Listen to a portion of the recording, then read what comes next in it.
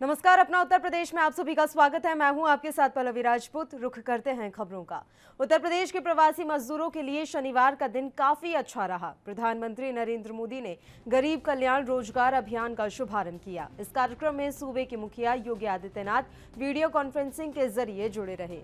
गरीब कल्याण रोजगार अभियान योजना पर 50,000 करोड़ रुपए की धनराशि खर्च की जाएगी। यह देश के 116 जिलों में लागू किया जाएगा। इनमें से उत्तर प्रदेश के 31 जिले शामिल किए गए हैं। इस योजना के तहत 25 कार्यों के जरिए प्रवासी मजदूरों को रोजगार दिया जाएगा। चयनित जनपदों में सिद्धार्थनगर, प्रयागराज, गोंडा, महाराजगंज, बहराइच, बलरामपुर, जौनपुर, हरदोई, आजमगढ़, बस्ती, गोरखपुर, सुल्तानपुर, कुशीनगर, संत कबीर नगर, बांदा, अंबेडकर नगर, सीतापुर, वाराणसी, गाजीपुर, प्रतापगढ़, रायबरेली, अयोध्या, देवरिया, अमेठी, लखीमपुर खीरी, उन्नाव, श्रावस्ती, फतेहपुर, मिर्जापुर, जालौन और कौशाम्बी शामिल हैं।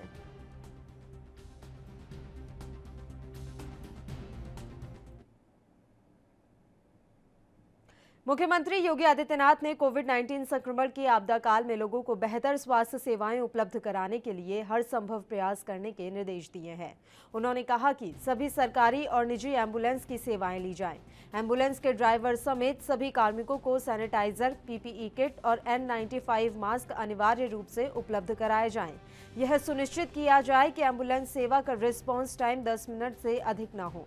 मुख्यमंत्री अपने आवास पर उच्च स्तरीय बैठक में अनलॉक व्यवस्था की समीक्षा कर रहे थे।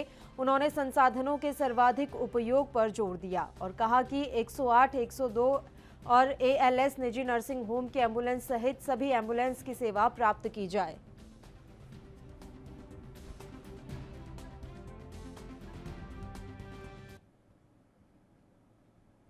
राजधानी लखनऊ में कोरोना वायरस के 20 नए मरीज मिले हैं। इसमें डायल 112 के 5, KGMU में इलाज के लिए आने वाले 5 और हसनगंज 1, इंदिरा नगर, जानकीपुरम 1, काकोरी 1 और रहीमाबाद के मरीज शामिल हैं। यूपी 112 में 5 कर्मियों के कोरोना पॉजिटिव मिलने के बाद बिल्डिंग को 48 घंटे के लिए बंद कर दिया गया है।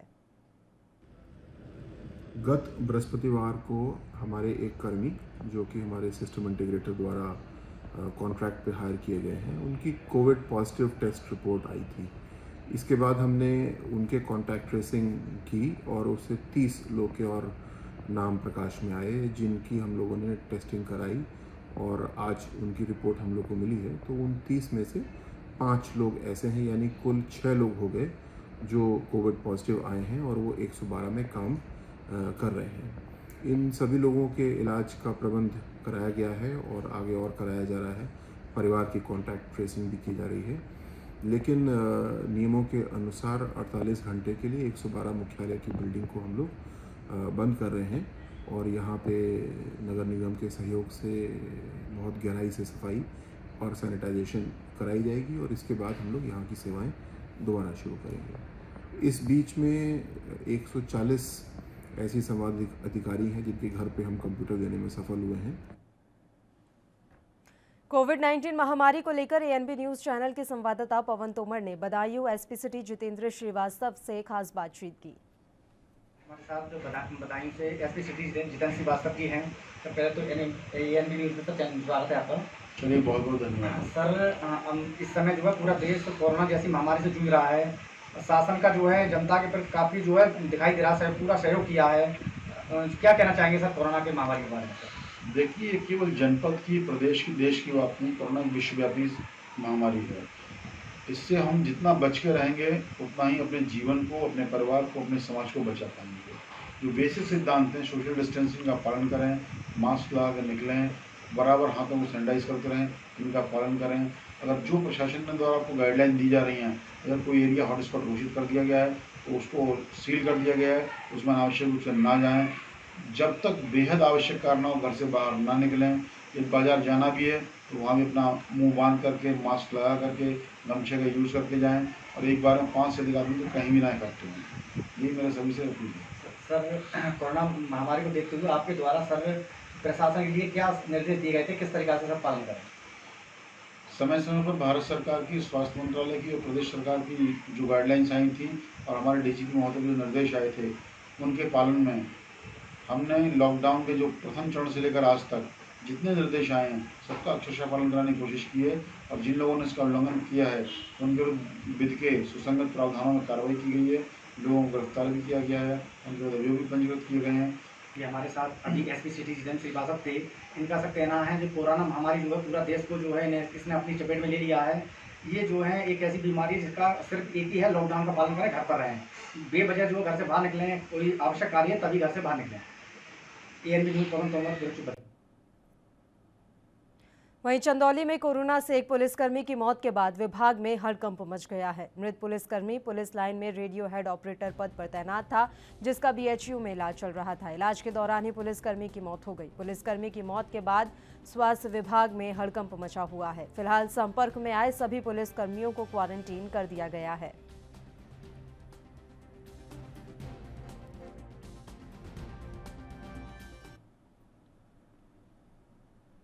वैश्विक महामारी कोरोना वायरस के संक्रमण पर अंकुश लगाने के अभियान में लगे CM योगी आदित्यनाथ ने जनपद कानपुर देहात को कोरोना टेस्टिंग मशीन ट्रूनेट का तोहफा दिया है, जिससे जिला अस्पताल में कोरोना की जांच शुरू हो गई है। पहले दिन 11 लोगों के सैंपल लिए गए, जिसमें 5 लोगों की रिपोर्ट नेगेटिव आई है। बाकी लोगों की रिपोर्ट का भी इंतजार है। इसमें ऑपरेशन और अन्य बीमारी से जुड़े लोगों की ही जाँच होगी। संक्रमित के संपर्क में आए लोगों की जाँच कानपुर मेडिकल कॉलेज से ही होगी। CMO डॉक्टर राजेश कटियार ने जिला अस्पताल पहुंचकर ट्रूनेट मशीन से कोरोना जांच का जायजा लिया। उन्होंने बताया कि ट्रूनेट मशीन से कोरोना की जांच सिर्फ जरूरी लोगों की ही की जाएगी।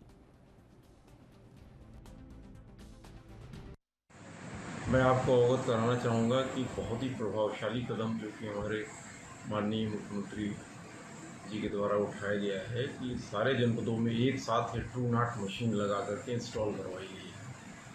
अत्यंत तीव्र गति से काम हुआ है। ये ट्रूनेट मशीन जेनेटिक टेस्टिंग करती है। सैंपल इसमें वैसे लिया जाता है जैसे पहले लिया जा रहा है, लेकिन इसकी अच्छाई ये है इसमें एक बार में 2 टेस्ट लग रहे हैं और 1 घंटे के अंदर इसका परिणाम आ जाता है। यदि कोई ऐसी इमरजेंसी है, यदि कोई ऐसी बात है कि जिसमें आपको परिणाम तुरंत वांछित है, जैसे आपका सिजेरियन ऑपरेशन, इलेक्टिव ऑपरेशन या कोई भी ऑपरेशन, तो आप इसमें परिणाम ले सकते हैं और मरीज का इलाज बेहिचक हो सकता है। अभी तक ये हम लोग कानपुर नगर में भेजते थे, RT-PCR होता था, जिसमें 24 घंटे से 48 घंटे तक का समय लगता है, और उस समय मरीज की बीच में जो है स्थिति ऐसी हो जाती थी कि उसका इलाज की थोड़ी सी, जहाँ पे आपातकालीन इलाज है, कहीं संदेहास्पद मरीज में दुविधा हो जाती थी, वो स्थिति समाप्त हो गई है और बड़ी अच्छी तरीके से फंक्शनल है। माननीय विधायकगणों की निधि से उसमें एयर कंडीशनिंग का भी इंतजाम हुआ और माननीय मुख्यमंत्री जी ने इसका उद्घाटन किया। तब से इसमें अब तक हमारे पास 5 टेस्ट की रिपोर्ट भी आ चुकी है और ICU भी पूरी तैयार है माननीय मुख्यमंत्री के निर्देशों में। उसमें भी सब पूरी तरीके से तैयार है। एनेस्थेटिस्ट भी पोस्ट हो रहे हैं। सोनम है, मैं यहाँ पे लैब टेक्नीशियन के पद पर हूँ। कोविड-19 के लिए हमारे यहाँ पे 2 मशीन इंस्टॉल हुई हैं। एक है ये ट्रू प्रेप, जिसमें RNA सेपरेट होता है। फिर उसके बाद हमारा होता है ये ट्रू लैब डुओ, इसमें सैंपल का रिजल्ट आता है। ये पूरा प्रोसीजर बना रखा है। डेली कितनी इसमें टेस्ट हो जाते हैं? इसमें डेली अभी तो हम लोग 2 से 4 सैंपल कर रहे हैं। बुलंदशहर में अनलॉक होने के बाद से जनपद में लगातार कोरोना की चेन मजबूत हो रही है। शुक्रवार तक कोरोना पॉजिटिव संक्रमितों की संख्या 470 पर पहुंच गई, जबकि 244 पॉजिटिव मरीज अभी उपचाराधीन हैं। इस बीच मेरठ मेडिकल कॉलेज से एक सुखद तस्वीर सामने आई है, जहां कोरोना को मात देकर ठीक होने के बाद घर जाने की खुशी में सभी लोगों ने वार्ड में जमकर डांस किया।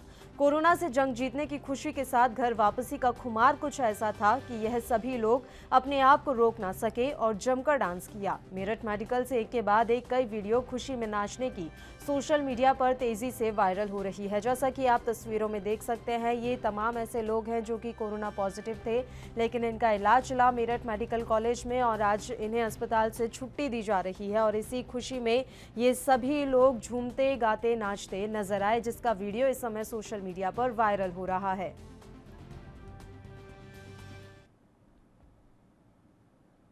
भारत में योग अभ्यास की परंपरा तकरीबन 5000 साल पुरानी है। योग को शरीर और आत्मा के बीच सामंजस्य का अद्भुत विज्ञान माना जाता है।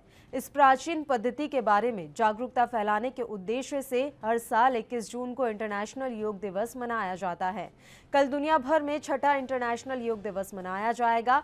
भारत में इसके लिए तैयारियां चल रही हैं। लोग इंटरनेशनल योग दिवस मनाने से पहले योगा की प्रैक्टिस कर रहे हैं। जगह जगह ऑनलाइन योग के सेशन करवाए जा रहे हैं। इसी कड़ी में मुरादाबाद में भी कोरोना के मद्देनजर पुलिस लाइन पुलिस ट्रेनिंग अकादमी में ऑनलाइन योग के सेशन करवाए गए। मुरादाबाद की पुलिस लाइन में अधिकारियों के आदेश पर पुलिसकर्मियों को हर रोज योग कराया और सिखाया जा रहा है ताकि पुलिसकर्मी चुस्त दुरुस्त और सेहतमंद रह सके।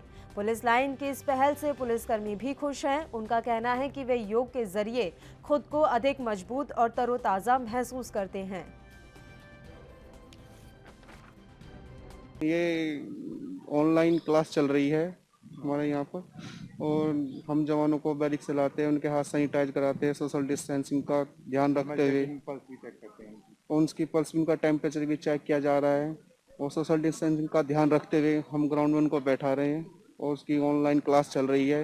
ये जैसे ये महामारी फैल रही है उससे बचाव के लिए ऑनलाइन क्लास चलाई जा रही है। तो योग की ऑनलाइन क्लास है, ये योग की ऑनलाइन क्लास है? जी सर, ये इसकी योग की ऑनलाइन क्लास है। तो योगा टीचर फिर यहाँ पे क्यों नहीं बुलाया जा रहा है यहाँ पुलिस? ये जैसे ये महामारी बीमारी फैल रही है इस वजह से ऑनलाइन क्लासें चलाई जा रही है। ये हमारी पुलिस लाइन में भी है, पीटीएस में भी है, पीटीसी में भी है, ये सभी जगह ऑनलाइन क्लासें चल रही है और हमारे जवान इसको बहुत ही दिलचस्पी से, उसमें बड़ी रुचि से ऐसा कर रहे हैं। सहारनपुर जनपद के अंतर्गत शिवालिक वन प्रभाग के सहारनपुर वन क्षेत्र में सर्वेक्षण के दौरान एक हाथी का जीवाश्म मिला है। जीवाश्म के अध्ययन के बाद Wadia institute of Himalayan geology Dehradun के वैज्ञानिकों ने इसे 50 लाख वर्ष से अधिक पुराना बताया। इस हाथी के पूर्वज को स्टेगोडॉन कहते हैं। सहारनपुर जनपद के अंतर्गत शिवालिक वन प्रभाग सहारनपुर का वन क्षेत्र 33,229 हेक्टेयर है। पिछले 6 महीने से इसमें वन्य जीवों की गणना का कार्य चल रहा है, जिसके अंतर्गत विभिन्न स्थानों पर कैमरा ट्रैप लगाकर वन्य जीवों को कैमरे में कैद किया गया। साथ ही इस क्षेत्र में विशेष सर्वेक्षण भी किया गया। सर्वेक्षण के दौरान एक हाथी का जीवाश्म मिला।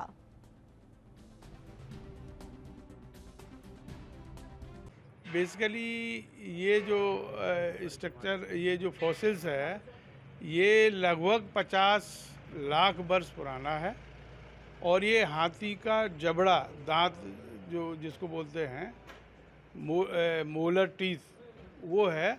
और ये बेसिकली मिडिल शिवालिक में ये डिपोजिशन रहा होगा और बरसात के कारण या रॉक्स के पहाड़ी के टूटने से, अलग होने से ये एक्सपोज हुआ है। इसको ये बादशाही बाग में हमको मिला था एक रॉ में, तो इसको हम लोगों ने जब ये सर्वेक्षण कर रहे थे, यहाँ पे हमने अभी एक WWF से एक सर्वेक्षण कराया है जिसमें पूरा लेपर्ड का कैमरा टैप के माध्यम से उसकी काउंटिंग करी हुई है। तो मोर देन 50 हमने आइडेंटिफाई भी किए हुए हैं। तो ये उसी दौरान, सर्वेक्षण के दौरान मिला। आगरा में एक बार फिर से स्वास्थ्य विभाग की बड़ी लापरवाही देखने को मिली है। यहां शमशाबाद कस्बे के आगरा रोड पर पीपीई किट खुलेआम सड़क पर पड़ी मिली।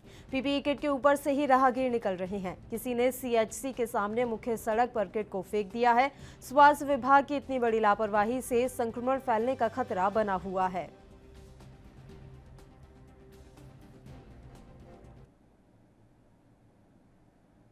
सबकी जान बचाने वाले धरती के भगवान कोरोना संक्रमण के चलते खुद संकट में आ गए हैं। कोरोना संक्रमण काल में ज्यादा मेहनत के बावजूद वेतन में कटौती से नाराज बाराबंकी के एक प्राइवेट हॉस्पिटल के 25 से 30 डॉक्टर्स और स्वास्थ्य कर्मियों ने सामूहिक इस्तीफा दे दिया।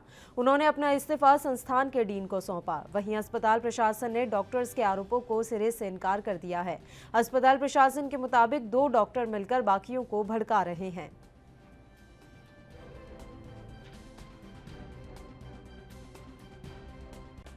सर, मैं doctor Neeraj Kumar Mishra, assistant professor faculty, Mayo medical college and hospital Barabanki. मैं आज आप सभी से इस वीडियो के माध्यम से कुछ बातें अपनी रखना चाहता हूँ। आज करीब हम लोगों की टोटल करीब 25 से 30 फैकल्टी ने मिल करके आज यहाँ पर अपने कॉलेज में मास रेजिग्नेशन किया।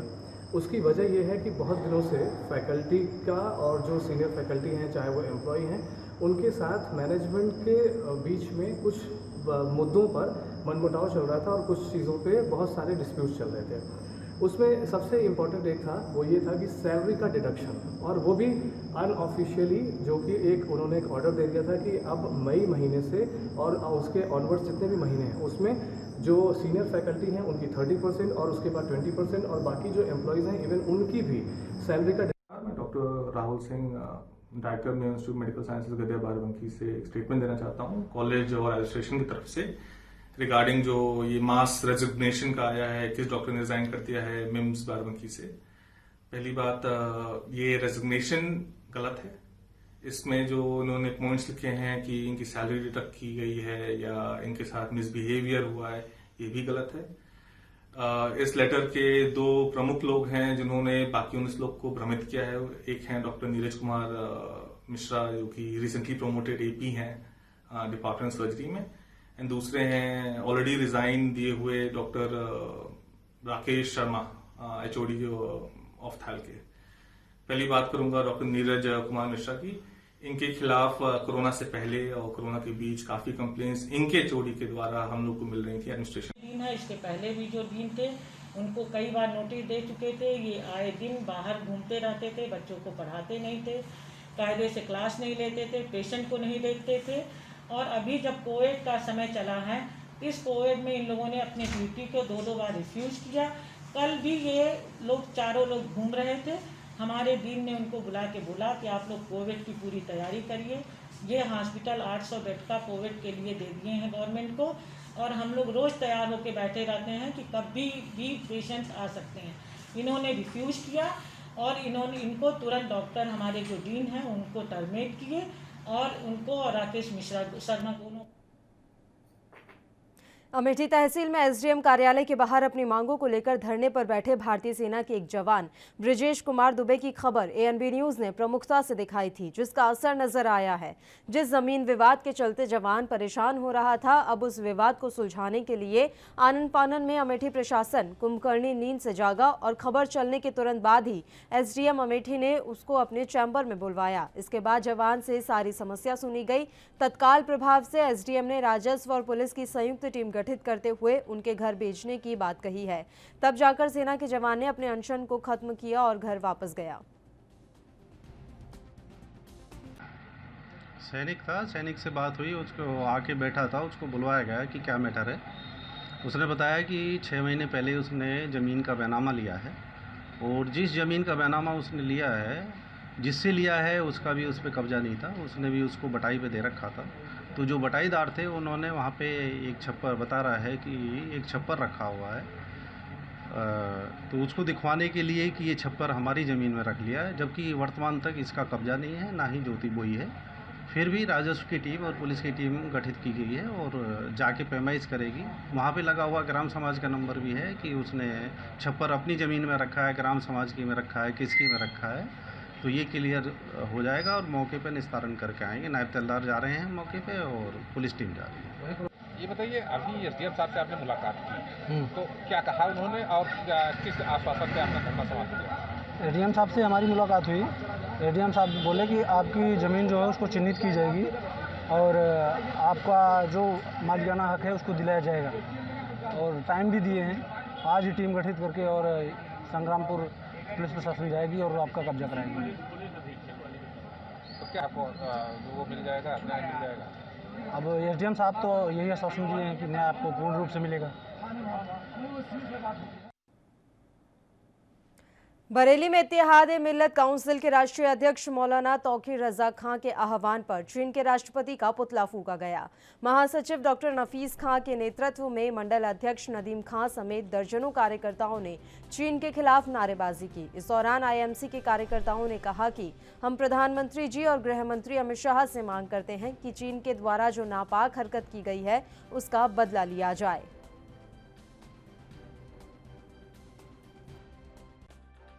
चाइना ने जो धोखे से हमारे जाबाज सिपाहियों के साथ जो क्रूरता की है उसके हम घोर निंदा करते हैं और हम अपने प्रधानमंत्री और रक्षा मंत्री से मांग करते हैं कि हमारे 20 नौजवान शहीद हुए हैं। जब तक 2000 सैनिक चाइना के नहीं मार देंगे, जब तक हिंदुस्तान का कोई भी बच्चा चैन से नहीं बैठेगा।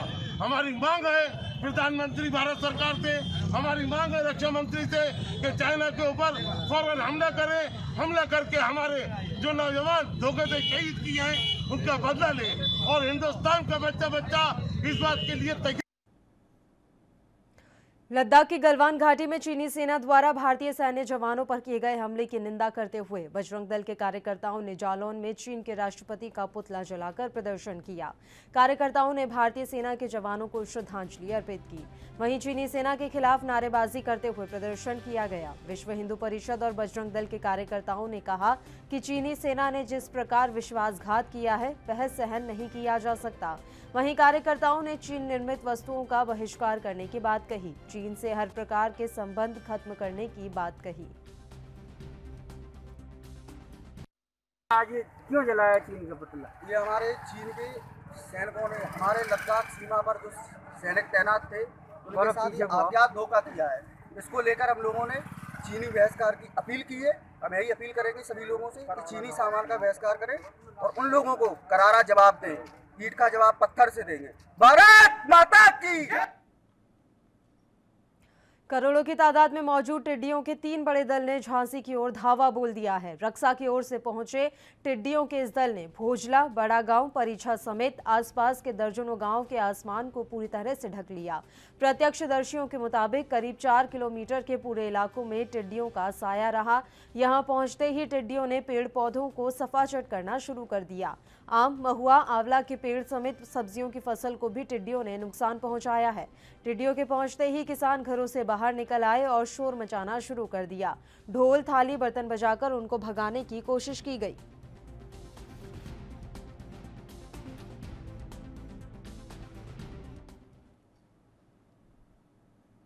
देवरिया शहर में एक फर्जी महिला डॉक्टर पिछले कुछ वर्षों से अवैध नर्सिंग होम चला रही थी। फर्जी तरीके से नर्सिंग होम चलाते हुए पकड़े जाने पर भी कई बार उसके ऊपर एफआईआर तक दर्ज हो चुकी है, लेकिन नर्सिंग होम संचालित रहा।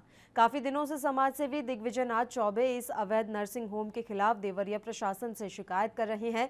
जब किसी तरह की कोई ठोस कार्रवाई नहीं हुई तो उन्होंने स्वास्थ्य मंत्री से पूरे मामले की शिकायत की, जिस पर देवरिया प्रशासन हरकत में आया और अवैध रूप से चल रहे नर्सिंग होम पर छापा मारा और नर्सिंग होम को सील कर दिया।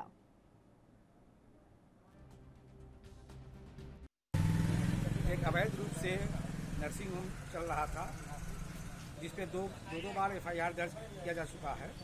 फिर सूचना मिली कि यहाँ पर कुछ अवैध कार्य किया जा रहा है और ये चल रहा है। इस सूचना पर मैं मीटिंग छोड़ के के साथ आया। SSO कोतवाली भी आए। मौके पर एक सीजर का मरीज और 2 डिलीवरी की मरीज थी, जो मतलब कि डिलीवरी हुई नहीं थी। फिर उसको हमने डिस्ट्रिक्ट हॉस्पिटल में पहुंचवाया और फिर इस हॉस्पिटल को मैं सील किया।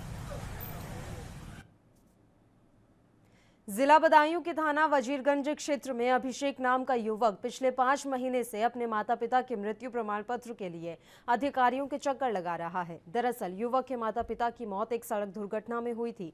जिस अस्पताल में उनके माता पिता को भर्ती करवाया गया था, वहां के डॉक्टर ज्ञानेंद्र सिंह बोल रहे हैं कि हमारे यहाँ कोई दवाई नहीं चली है, हम मृत्यु प्रमाण पत्र नहीं बना सकते। वहीं सचिव बोल रहे हैं कि मृत्यु मेडिकल कॉलेज में हुई है, हम मृत्यु प्रमाण पत्र नहीं बना सकते। डॉक्टर और सचिव एक दूसरे पर टाल मटोल कर रहे हैं, लेकिन मृत्यु प्रमाण पत्र कोई नहीं बना रहा। अभिषेक का कहना है कि हमारे तो माता पिता चले गए, कोई भी सहारा नहीं है, फिर भी सचिव और डॉक्टर का दिल नहीं पसीज रहा है।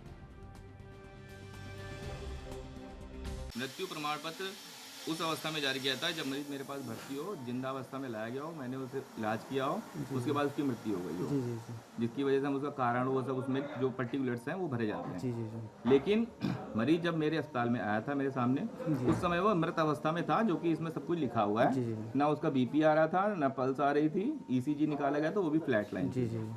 मरीज पूरी तरह से उस समय मर चुका था। मैंने उसका कोई इलाज नहीं किया, तो इसलिए मैं मृत्यु प्रमाण पत्र लीगली जारी नहीं कर सकता। अब सर एक हमें ये इतना, जैसे हम जो है डॉक्टर का रूप, भगवान का रूप देते हैं, एक केस ऐसा सामने आया है जो अपना जो मृत्यु प्रमाण पत्र के लिए बार बार भटक रहे हैं। हम पूछते हैं क्या मैटर है, क्या नाम है आपका? जी अक्षय कुमार। कौन सा गाँव है? ग्राम गोठा। आज आप जो है सीएम साहब से मिलने आए, क्या समस्या है आपकी? समस्या ये है सर, मेरे 5 महीने हो गए डेथ सर्टिफिकेट के लिए, मम्मी पापा एक्सपायर हुए तो 2 फरवरी के लिए एक्सीडेंट हुआ और कोई भी डेथ सर्टिफिकेट देने के लिए तैयार नहीं है। मेडिकल जाते हैं तो डॉक्टर कह देते हैं कि सचिव बनाएंगे, सचिव के पास जाते हैं तो सचिव कह देते हैं मेडिकल वाले बनाएंगे, कोई बनाने के लिए तैयार नहीं है। मेरे सारे काम रुके हुए हैं, अगर मैं बनाएगा फिर कैसे बनाएगा ये? इस जो किसी के पास के लिए आपने जो है उच्च अधिकारी डीएम साहब किसी संज्ञान में डाला? हाँ, डीएम साहब के लिए मैं एक बार एप्लीकेशन दे चुका हूँ, दूसरी बार फिर भी गया है, लेकिन उन्होंने मेडिकल वालों के लिए बताया था, लेकिन कोई भी बना के देने के लिए तैयार नहीं। आपकी माता जी का मृत्यु हुई कहाँ पर है?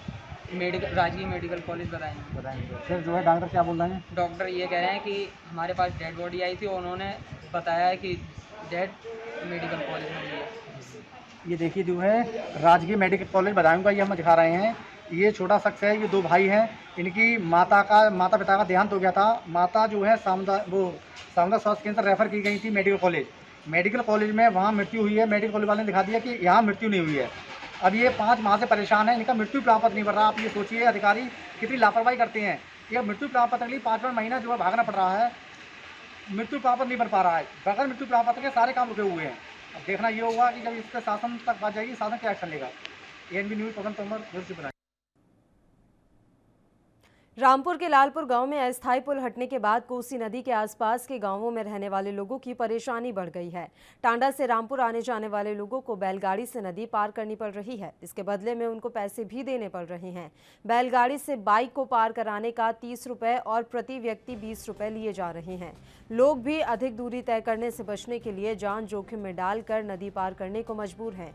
बता दें कि कोसी नदी पर नवाबी दौर में लोहे का पुल बनाया गया था। तब उस समय के हिसाब से पुल आवागमन के लिए सही था, लेकिन गुजरते दिनों के साथ ही आबादी बढ़ गई। ऐसे में छोटा पुल होने की वजह से यह पुल नाकाफी था। 2016 में पुल को तोड़ दिया गया और नए पुल के निर्माण की कवायद शुरू हुई, लेकिन अभी काम रुका हुआ है।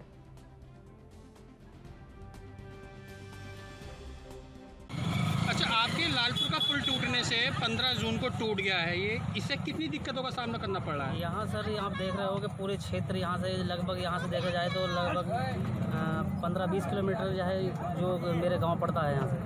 और ये देख रहे हो कि ये सब अवैध वसूली करी जा रही है। यहाँ से 20-20, 40-40 रुपये लिए जा रहे हैं ज़रा उसके। तो यहाँ लोगों को इतना दिक्कत का सामना करना पड़ रहा है कि यह लोग जो है मतलब किस तरीके से आप देख रहे हो यहाँ क्या पैसे देखने के बाद ये लोग यहाँ पार कर रहे हैं।